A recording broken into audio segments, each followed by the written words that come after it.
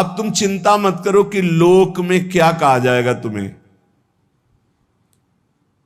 कई बार उपासक इसमें फंस जाता है। इसीलिए न लाज तीन लोकन की, न वेद को कहो करे, न शंख भूत प्रेत की, न देव जच्छते डरे, सुने न कान और की, द्रवै न और इच्छना। तभी प्रेम लक्षणा भक्ति का जागृत होने का भाव आता है हृदय में। जब लोक धर्म का, लोक में हमारा उपहास हो रहा है, लोक में हमारी निंदा हो रही, अगर ये चुभ रहा है हृदय में, तो फिर भगवत मार्ग बाधित हो जाएगा। साधो निंदक मित्र हमारा, महापुरुषों ने कहा कि निंदा करने वाला हमारा मित्र है, जो बिना प्रयास के हमारे पापों को अपनी जबान से निंदा करके धुल रहा है, वो स्वस्थ रहे, स्वस्थ होकर हमारी छोटी छोटी बातों को पकड़कर खूब निंदा करे, जिससे हमारा भगवत मार्ग प्रशस्त और प्रकाशित हो जाता है, भगवत मार्ग पुष्ट और प्रकाशित हो जाता है। इसलिए क्यों तुम वृथा लोक चिंता करते हो? ये हजारों चिंताएं क्यों पाले हुई हो? छोड़ दो ना प्रभु के ऊपर। बड़ा सुख मिलता है जब प्रभु के ऊपर छोड़ दो। अपने ऊपर जब चिंता करने लगो तो बड़ी परेशानी उत्पन्न होती। कैसे करेंगे, क्या करेंगे, क्या होगा? और जब प्रभु के ऊपर छोड़ दो तो सब मंगल होगा। मंगल भवन है, वो मंगल ही करेंगे। अमंगल दिखाई दे रहा है, परिणाम उसका बड़ा मंगल होगा। ये जो शास्त्रों चिंताएं लिए बैठे हैं अपने लोग, इसीलिए भजन में तारतम्य नहीं होता। कभी लीला में डूब रहे, कभी नाम जप में डूब रहे, कभी सेवा में, ये तारतम्य नहीं रहता। कभी प्रपंच की बातें, कभी प्रतिष्ठा का चिंतन, कभी नाना प्रकार के मान सम्मान का चिंतन, ये घुसने ना पावे हृदय में। बहुत सावधान रहना चाहिए साधक को। ऐसी बातें देखो मत, ऐसी बातें सुनो मत जिससे तुम्हारा हृदय उद्विग्न होकर प्रभु का चिंतन छोड़ दे। जिन्होंने अपने आप को प्रभु के भरोसे कर दिया, वो बेपरवाह हो गए। कर दो भरोसे में। एक एक क्षण बहुत सुंदर ढंग से व्यतीत होता है जो प्रभु के भरोसे होता। और ऐसे एक एक क्षण जलते रहोगे, चिंता, शोक, भय, अरे अब क्या होगा, ऐसा क्या होगा, कैसे करूं, नाना प्रकार की चिंताएं। अपने आप को प्रभु के चरणों में समर्पित कर दो, तुम्हें कुछ नहीं करना पड़ेगा, सब वो करवा लेंगे आपसे। जो आपके लिए मंगल है वो सब करवा लेंगे। तुम शांत होकर प्रभु के चरणों का आश्रय ले लो। जो कर्तव्य कर्म है उसे करो। अलम कश्यापि संगत्या तवालम शास्त्र कर्म भी वृंदारण्य तृणम मन्यो धन्यो ना किंचिदाचरेत। तुम किसी और का संग मत करो, क्योंकि अगर और का संग करोगे तो तुम्हारी बुद्धि में व्यभिचार दोष हो जाएगा। भक्ति में भी व्यभिचार दोष होता है। अपने इष्ट से अलग चिंतन होना ये व्यभिचार दोष है। अलम कश्यापि संगत्या, किसी का भी ऐसा संग मत करो जो श्यामा श्याम के सुमिरन में बाधा पहुंचा दे, प्रिया प्रीतम की चिंतन वृत्ति हट जाए और अपनी चिंतन वृत्ति जागृत हो जाए, या किसी व्यक्ति की चिंतन वृत्ति, ये बहुत बड़ी हानि है। और आगे कह तवालम शास्त्र कर्म भी, तुम शास्त्र कर्म की भी अब चिंता मत करो। क्यों? शास्त्र कर्म की क्यों न? क्योंकि कर्म करते करते अनंत जन्म हो गए, फिर भी हमारा उद्धार नहीं हुआ। अब क्या करो? अब भज गोविंदम भज गोविंदम गोविंदम भज मूढ़ मते। एक ही उपाय है भगवान का भजन। अरे भाई, जब तक तुम धन कमाने लायक हो तभी तुम्हें प्यार मिलेगा इस संसार में। बहुत सुंदर उपदेश है। जब तक तुम धन कमाने लायक हो तभी तुम्हें कहेंगे मेरा पति, मेरा पिता, मेरा भाई, मेरा अमुक अमुक। और जिस दिन तुम धन कमाने लायक नहीं रहोगे उस दिन कोई बात नहीं पूछेगा, पक्की बात है। वाह वाह जब चल रहा है तो सब हाथ मिलाएंगे, और जब बुरा समय आएगा तो तुम्हारी गली से निकलना हो ठीक नहीं समझेगी कि अगर उधर निकलेंगे कहीं वो मिल न जाए और कुछ मांग न ले, कुछ कह न दे। जब तक तुम धन कमाने लायक हो, तुम्हारे पास धन है, तभी तक तेरे को प्यार मिल रहा है संसार से, परिवार से। और जब तू रोगग्रस्त हो जाएगा, जराग्रस्त हो जाएगा, तो कोई भी तेरे से बात नहीं पूछेगा, बात नहीं करेगा। अरे मूढ़, इसलिए तू निरंतर गोविंद का भजन कर ले, गोविंद का भजन कर ले, गोविंद का भजन कर ले। ये आशा परिवार की, भोगों की इतनी सुदृढ़ है फांसी ये कि नहीं कटती है। बूढ़ा हो गया है, त्वचा सब ढीली हो गई, हड्डी हड्डी दिखाई देती है, सिर के बाल सब पक गए, दांत एको नहीं रह गए, लाठी लेके चल रहे, फिर भी वही परिवार की ममता। दरवाजे पे बैठा वही परिवार के विषय में सोचता रहता है। ये नहीं सोच रहा कि मृत्यु नजदीक आ रही, भगवान का भजन कर ले, अपने जीवन को सार्थक कर ले। अरे मूढ़, तू निरंतर गोविंद का भजन कर ले, गोविंद का भजन कर ले, कोई तेरे काम आने वाला नहीं। जब अवस्था ढल जाती है तो काम वेदना अंदर रहती, लेकिन काम क्रीड़ा नहीं हो पाती, जलता रहता है वो वृद्ध। जब जल सूखने लगता है तो जलाशय, जिसमें उसमें जो अंदर होते, कछुआ, मछली, मेढक, जो भी जीव, सब व्याकुल होने लगते हैं।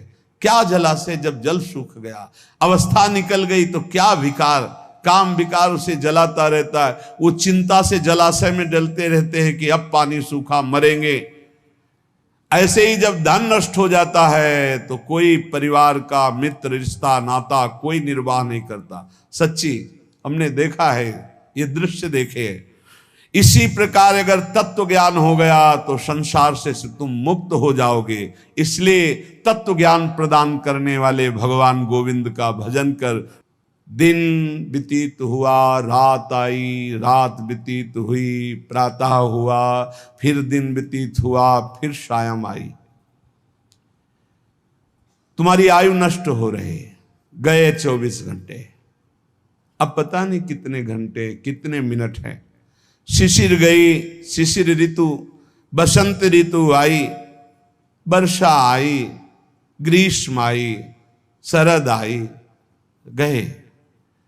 हर ऋतु 2-2 महीने अपना प्रभाव दिखाकर हमारी 2 महीने की आयु गई, ऋतु गई, दिन गया, रात गया, आयु बीतती चली जा रही है, आशा बढ़ती चली जा रही है। ऐसा मकान बना लेंगे, ऐसा कर लेंगे, ऐसा कर लेंगे। अरे मूढ़, मरने का समय आ रहा है। रोज दिन जा रहा है, रात्रि जा रही, सायं व्यतीत हो रहा, ऋतुएं निकलती चली जा रही हैं। तुम्हें आशा रूपी फांसी ने ऐसा बांध रखा है, इतना कमा लिया, अब इतना कमा लेंगे, इतना कर लिया, वैसा कर लेंगे। ये तुम्हें पता नहीं कि तुम्हें मरना है, तुम्हारी आयु नष्ट होती चली जा रही है। आशा रूपी इस फांसी को काट लो। कैसे? भज गोविंदम, भज गोविंदम, गोविंदम भज मूढ़मते। अरे मूढ़मती, गोविंद का भजन कर ले, गोविंद का भजन कर ले, गोविंद का भजन कर ले। नहीं, मृत्यु के समीप आने पर ये व्याकरण का शब्द डुक्रिंच करने, ये तुम्हारी रक्षा नहीं कर पाएगा। ये व्याकरण, ये पढ़ाई लिखाई, ये तुम्हारी मृत्यु पर विजय प्राप्त नहीं। मृत्यु पर गोविंद गोविंद हरे मुरारे, गोविंद गोविंद मुकुंद कृष्ण, गोविंद गोविंद रथांग पाणे, गोविंद दामोदर माधवेति। ये भगवान नाम ही तुम्हारी रक्षा करेंगे। जिसने गीता जी को पढ़ा, श्रीमद् भागवत गीता जी, कुछ लोग तो इस भेद ही नहीं जान पा रहे हैं कि श्रीमद् भागवत और श्रीमद् भगवत गीता जी अलग है, नहीं जान पाते हैं कई लोगों के ऐसे। जिसने जो युद्ध क्षेत्र में भगवान श्री कृष्णचंद्र जी ने अर्जुन को 18 अध्याय उपदेश किया, उसे श्रीमद् भगवत गीता जी कहते हैं। और भगवान व्यास देव जी द्वारा रचित श्री सुखदेव जी ने जो 7 दिन में परीक्षित जी को सुनाया, वो श्रीमद् भागवत है। जिसने भगवत गीता को पढ़ा है, गंगा जल के एक बूंद भी आचमन किया है, एक बार भगवान श्री कृष्ण की पूजा कर ली है, यमराज उसकी तरफ आंख उठा के भी नहीं देखेंगे। एक बार भगवत गीता पढ़ा, एक बार गंगा जल का आचमन किया, एक बार भगवान श्री कृष्ण की अर्चना वंदना कर ली, तो यमराज कभी उसकी तरफ नहीं देखेंगे। इसलिए एक बार का जब इतना महत्व है तो तू हर समय भज गोविंदम भज गोविंदम भज गोविंदम मूढ़मते, हर समय गोविंद का भजन कर, गोविंद का भजन। अये मूढ़मती, तेरा कोई साथ नहीं देगा, तू गोविंद का भजन कर। कहते हैं कि ये भजन की अवस्था नहीं है, तो कब भजन की अवस्था होती? बाल्यावस्था खेल कूद में चली गई, जवानी स्त्री में आसक्त भोग में चली गई, वृद्धावस्था रुपया पैसा नाती पनातीन की चिंता में चली गई, तो परब्रह्म परमात्मा का भजन करने की कौन सी अवस्था है? अरे जब से होश हो जाए तभी से भजन शुरू कर दो। चेतना जागृत हो, बुद्धि काम करने लगे, राधा राधा राधा, गोविंद गोविंद गोविंद भजन करे। अरे मूढ़, कोई तेरा साथ देने वाला नहीं, इसलिए भज गोविंदम भज गोविंदम। इस संसार में बार बार जन्म होता है, बार बार मरण होता है, बार बार 9 महीने माता के गर्भ में रहना पड़ता है। अब तो होश संभाल ले, मनुष्य शरीर मिला है, भगवान श्री कृष्ण की शरण में आ जा और इस अपार संसार से पार हो जा, और हर क्षण गोविंद गोविंद गोविंद ऐसा रट, नहीं बार बार जन्म मरण के चक्र से तुझे कोई नहीं बचा सकता है। रात गई, दिन गए, पक्ष गया, कृष्ण पक्ष शुक्ल पक्ष, महीना गया, अयन उत्तरायण दक्षिणायन, वर्ष गए, कितने वर्ष गए, अब भी तुझे होश नहीं। तू यहां लोगों से राग द्वेष में फंसा है। अरे तेरी मृत्यु का समय आ रहा है, परम पद पहुंचने का उपाय कर।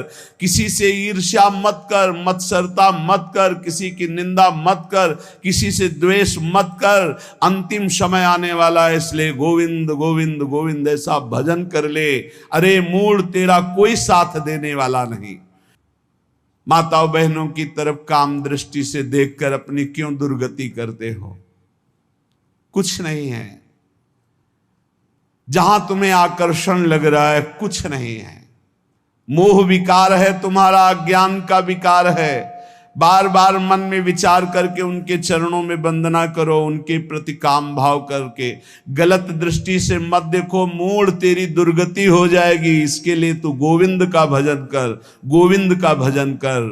माताओं बहनों पर काम दृष्टि करके दुर्गति का कारण मत बन।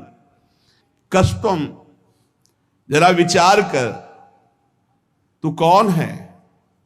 कभी बैठकर सोचा कि शरीर में रहते 15 वर्ष हो गए, 30 वर्ष हो गए, 50 वर्ष हो गए, तू शरीर नहीं तो है कौन? कभी सोचा? कष्टम, कौन है तू? और कोहम कुतः आयाता, मैं कौन हूं, कहां से आया हूं?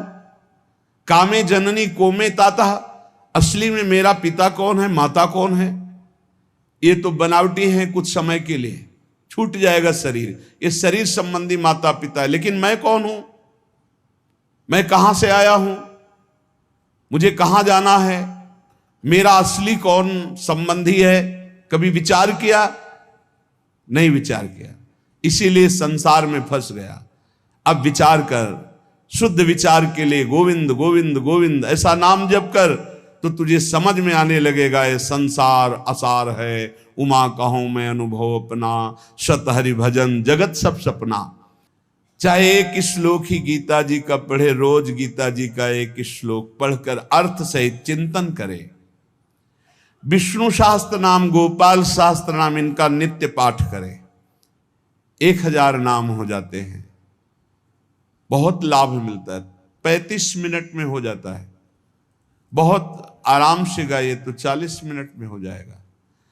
रोज गोपाल शास्त्र नाम, विष्णु शास्त्र नाम का पाठ करो। रोज गीता जी के भले चाहे एक श्लोक ही पाठ करो। और कह रहे कि भगवान श्री हरि का नाम कीर्तन, उनका पूजन, उनका ध्यान करो, और सदैव संत जनों का संग करो।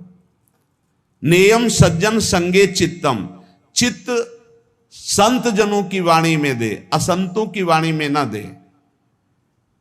पर हमें लगता है संत जनों की वाणी में चित्त बहुत कोई भाग्यशाली देता है, नहीं तो प्रपंच की वाणी सुनने के लिए कान बहुत लालायित रहते हैं।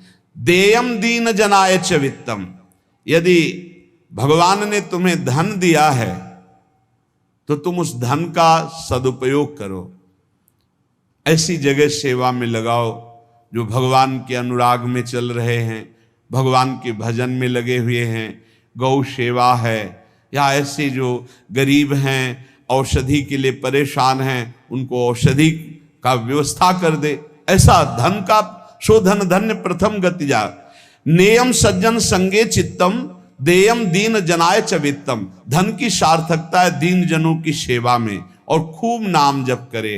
ये शरीर तुम्हें बहुत प्यारा लग रहा है ना, इस शरीर को बहुत लोग तुम्हारे प्यार कर रहे हैं ना, ये सब माया का नाटक है।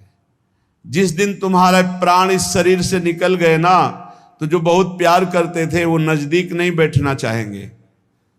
चाहे जितना प्यारा कोई रिश्ता नाता संबंध रखता हो, और मुर्दा घर में एक कमरे में हो, कह दे जाओ उसके पास बैठकर रात व्यतीत करो, तो कह के डर लगेगा। प्राण निकलने पर कोई तेरा नहीं है, इसलिए जब तक प्राण है तो प्राणनाथ गोविंद का भजन कर ले। गोविंद गोविंद गोविंद। जो अपने ब्रह्मचर्य का नाश करता है तो पहले उसे सुख जैसा लगता है, बाद में वो भयानक रोगों से ग्रसित हो जाता है। सुखता क्रियते रामा भोग, बहुत सावधान। जितना आप अपने ब्रह्मचर्य को सुरक्षित रखेंगे उतने आप आत्म बलवान होंगे, उतने आप पवित्र बुद्धि वाले होंगे, उतने शरीर आपका स्वस्थ होगा, आपकी इंद्रियां तेजस्वी बलवान हो जाएंगी, भोगों की तरफ जाने के लिए नहीं, भगवान की तरफ जाने के लिए। और जो काम भोग को बड़ा सुख मान करके रमण करता है, पीछे शरीर जर्जर हो जाता है, बड़े भयानक रोगों से ग्रसित हो जाता है। भाई संसार में सब छूटना है, मरना है, तो सच्चिदानंद को प्राप्त कर लो। लेकिन इसी का उल्टा दुष्ट लोग सोचते हैं, जब मरना ही है तो खूब मनमानी करके मरेंगे। और विवेकी जन, संत जन जो साधु स्वभाव के, कि जब मरना ही है तो पापाचरण क्यों करना है, मुझे अच्छे आचरण करके उत्तम गति को प्राप्त करना है। इसलिए कोई भी पापाचरण मत करो। पापाचरण जन्म जन्मांतर में तुम्हें दुख ही प्रदान करेगा। हर समय गोविंद गोविंद गोविंद ऐसा भजन करो। तन ढकने के लिए यदि चिथड़े भी हो तो चलेगा, तन ढकने के लिए, शरीर पोषण के लिए ज्यादा चिंता मत करो, ये तन भी जलेगा, सड़ेगा, नष्ट होगा। इसलिए पापाचरण करके बहुत अच्छे कपड़े पहनने को मिले तो हमारे लिए नरकगामी स्थिति ही है। वर्तमान में भी पापाचरण के द्वारा शरीर को मत सजाओ, मोटी सोने की जंजीर, बढ़िया कपड़ा, कुछ नहीं। ये अग्नि में भस्म होने वाला शरीर है, ये नष्ट होने वाला शरीर। पापाचरण करके इसे सजा रहे हो और पाप करके दुर्गति भोगोगे।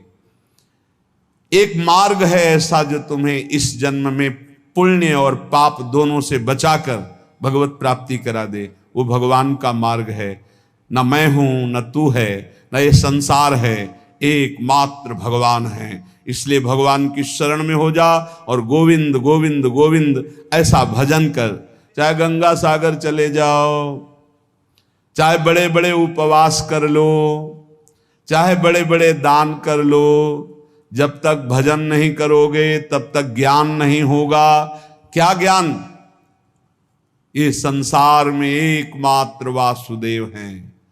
बहु नाम जन्मनावंते ज्ञानवान माम प्रपद्यते वासुदेवा सर्वमित सा महात्मा सुदुर्लभा। एकमात्र भगवान सर्वत्र है। ये अनुभूति जब तक नहीं होगी तब तक संसार चक्र में तुम्हें बार बार आना पड़ेगा। तो ये ज्ञान कैसे होगा? बोले निरंतर नाम जप करने से।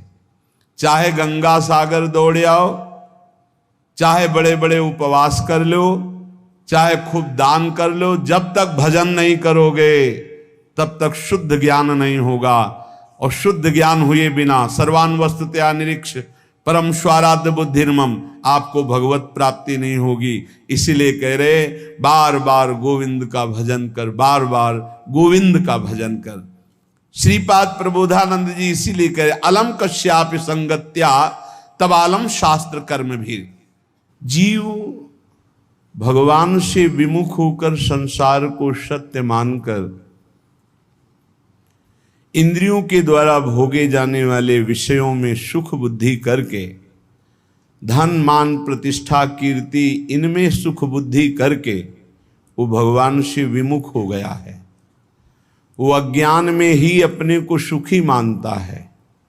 कोई बिरला ऐसा है जो अज्ञान का त्याग करके भगवान की शुद्ध भक्ति में अपने चित्त को जोड़ पाता है। श्रीपाद कह रहे हैं बिना वृंदावन की कृपा के, बिना वृंदावन के रसिकों का संग किए, बिना वृंदावन की रजरानी का सेवन किए प्रेम लक्षणा भक्ति जागृत नहीं होती। क्योंकि प्रेम समुद्र है वृंदावन, और हमारे अनंत जन्मों के ऐसे अपराध, इस जन्मों के ऐसे पाप हैं जो विशुद्ध प्रेम लक्षणा भक्ति में प्रवेश होने नहीं देंगे। तो इन महत पापों का नाश श्री धाम वृंदावन का आश्रय वास ये नष्ट कर देता है, बड़े बड़े अपराधों को धूल धूसरित कर देता है। श्रीपाद कह रहे हैं संतु विधर्मा सतसः सद्धर्मायांतु सर्वेस्तम यदि वृंदावन मंगी कुरुते मम का तदा चिंता। यदि श्री जी की कृपा से वृंदावन ने मुझे स्वीकार कर लिया, कैसे हम जाने कि हमें वृंदावन ने स्वीकार कर लिया? जब हमारे हृदय में एक आश्रय जागृत हो जाए कि हमसे साधन तो भले उस कोटि का नहीं बनता, पर वृंदावन धाम की कृपा है। वृंदावन की कृपा से वृंदावन के अतिशय लाडिले युगल सरकार हमको इसी जन्म में प्राप्त हो जाएंगे। वृंदावन हमारा प्राण है, जीवन है। भले हम अखंड वास नहीं कर पाते, पर वृंदावन ही हमारा सर्वस्व है। संत विधर्मा सतसः बहुत गूढ़ विषय है। कह रहे हैं हजारों हजारों अधर्म हो गए हों तो भी तुम्हें प्रियालाल की प्राप्ति हो जाएगी। विश्वास करो, ये धाम बहुत पावन करने वाला है। पवित्रता का मूर्तिमान स्वरूप गंगा जी, वहां भी अवगाहन हुआ है, तीर्थों का भी अवगाहन हुआ है और पवित्र क्षेत्रों का भी अवगाहन हुआ है। पर श्री धाम वृंदावन अमोघ है। जब तक आपका हृदय पावन नहीं है तो आप इसका अनुभव नहीं कर सकते हैं। लेकिन आप किसी भी तरह से वृंदावन के प्रति श्रद्धा कर लीजिए, विश्वास कर लीजिए, तो आपको अनुभव में आएगा। जिसे वृंदावन रूपी महामहिम धाम का अवगाहन करने को मिला, फिर उसकी इच्छा किसी और तीर्थ या और महत स्थानों की तरफ नहीं जा सकती। अगर जा रही है तो अभी अवगाहन नहीं हुआ। पाए रतन चीन्हो नहीं, करते दीन्हो डार, ये माया श्री कृष्ण की मोहे सब संसार। अगर वृंदावन मिला, महामहिम वृंदावन ने कृपा करके अपने में आश्रय दिया या वास दिया, और आप उसे छोड़कर अन्य किसी तीर्थ में पावन होने की इच्छा रखते हैं, तो रतन को नहीं पहचान पाए इसलिए फेंक दिया और कांच को उठा लिया। पाए रतन चीन्हो नहीं, दीन्हो करते डार, हाथ से छोड़ दिया। धाम के वास मात्र से श्रीपाद कह रहे हैं कुरते मम का तदा चिंता। अब मुझे कोई चिंता नहीं, भगवत प्राप्ति पक्की। हमारा मन नहीं लगता, हमारा मन विकारी है, ऐसा ये सब नष्ट हो जाएगा। कृपा एक बहुत बड़ा प्रवाह है। जीव सरिता सावन जल उमगत सन्मुख सिंधु सिधारे, कोई रोक ले। जब सावन में अच्छी वर्षा होती और बाढ़ आती है तो सीधे समुद्र की तरफ उफनती हुई यमुना जी या गंगा जी जा रही, कोई रोक के दिखाए।